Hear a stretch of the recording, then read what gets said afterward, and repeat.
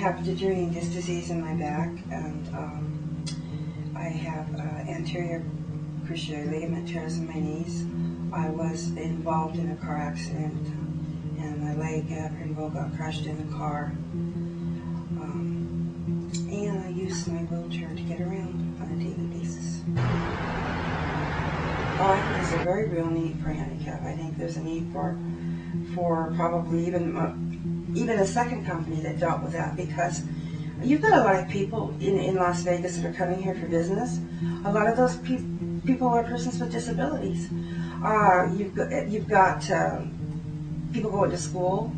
Just because they're handicapped doesn't mean they're not getting an education or want an education.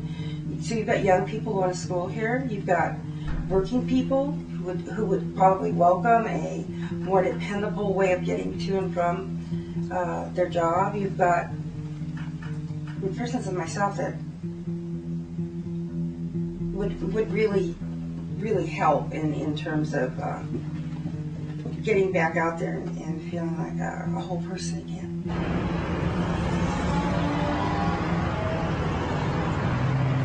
I was sitting in the back of the cab, and they started to go, and I'm like, wait a minute, you gotta tie me down. Oh, what? Yeah, you have to tie me down or it'll move.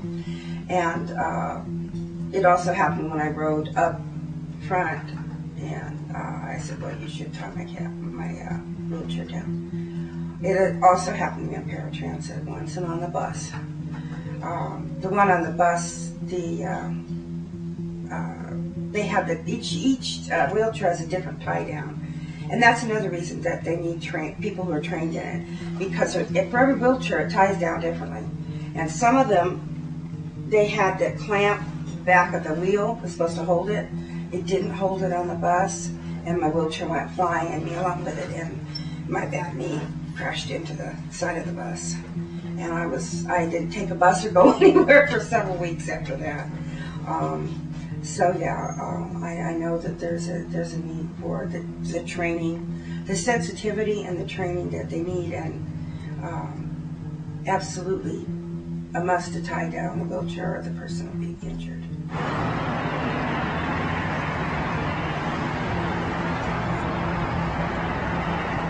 I can use my cane and I can transfer to the seat, which is good, because in the back you don't want to be moving around. If you can be sitting up front in a seat, it's much better than in the back, especially with back problems like I have.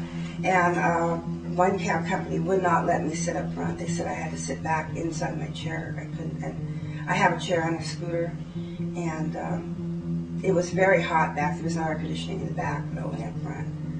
And it was one of those nice 114, 120 days during the summer. So I think there's a need, because we need one that's trained, that's sensitive to the needs of the disabled, and that's going to be able to get us there on time. You can't, if you're in a wheelchair, you're not walking and you're not sweating like everyone else.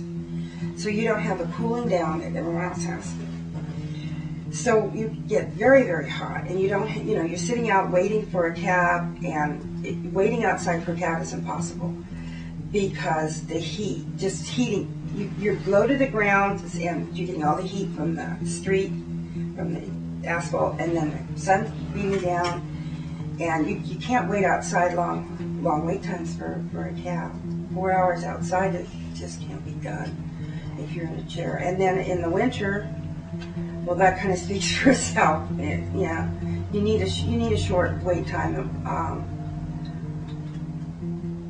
What I've done is I've tried to be at a restaurant or something where I could stay inside, and the cab pick me up inside. I would always stay inside. They have said a couple times that I had to be outside, and I froze waiting for a cab outside. And how long did it take in those situations?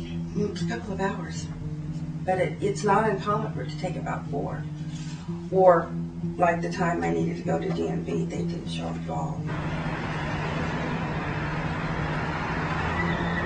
Okay, so how do you think it would change your life if handicap was out on the street?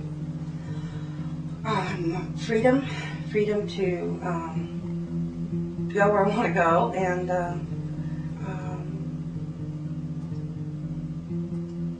I wouldn't have to be dependent upon my daughter for doctor's appointments that are very important, especially now that I have to take heart medicine. So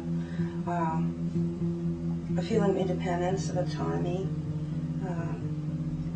and a possibility of being able to actually put my master's degree to work. Okay, and you don't feel that way with the current cab companies on the street right now? No, I don't see how I could get there on time for a job. I think, as I stand right now, I might be able to get home within a few hours of the time my job ended, but I don't think reliably I could get to work. And I feel that going to an interview, I can't say, well, yeah, I'm going to be really dependable, because I know that I may not be.